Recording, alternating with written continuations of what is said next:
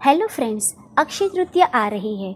अक्षय तृतीया को हम युगार्थ तिथि के नाम से जानते हैं और युगार्थ तिथि यानी इस दिन से सतयुग का प्रारंभ हुआ था, वो तो हम सब जानते हैं। लेकिन उस दिन किस चीज़ की दान करना चाहिए, उसकी क्या महिमा है, ये मैं आपको बताने जा रही हूँ। खास तौर से अक्षय तृतीया तो सही, लेकिन पूरे वैशाख महीने के दौरान यदि हम जलदान, प्याव लगवाते हैं, मट्ठा, छाछ पिलाते हैं, गन्ने का रस, शिरडी का रस पिलवाते हैं या मीठा शरबत पिलाते हैं तो उसका बहुत भारी महिमा बताई हुई है। इसके अलावा कलश, मिट्टी का घट, उसमें कुछ न कुछ भर के, वैसे तो हमें 30 दिन उसका दान करना चाहिए, परंतु यदि वो न हो सके तो आज के दिन मिट्टी के कलश का अवश्य दान करना चाहिए। उससे आपको स्वर्ण दान करने का फल प्राप्त हो जाता है। इसके अलावा शहद, उसका दान करने से आपके सभी पाप जल जाते हैं। तिल, उसका दान करने से धन संपदा में वृद्धि होती है।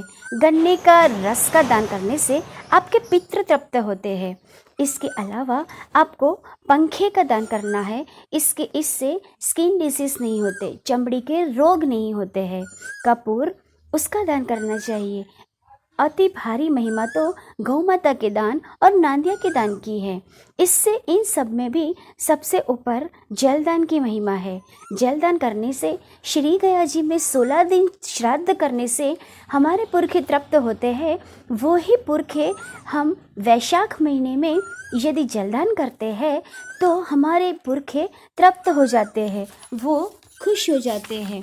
इसके अलावा जितने भी दान है, जितने भी तीर्थ है, उन सभी में दर्शन करने से जो फल की प्राप्ति होती है, वो ही महिमा, वो ही फल की प्राप्ति हमें जलदान करने से प्राप्त हो जाती है और जलदान करने से सारे पाप नष्ट हो जाते हैं।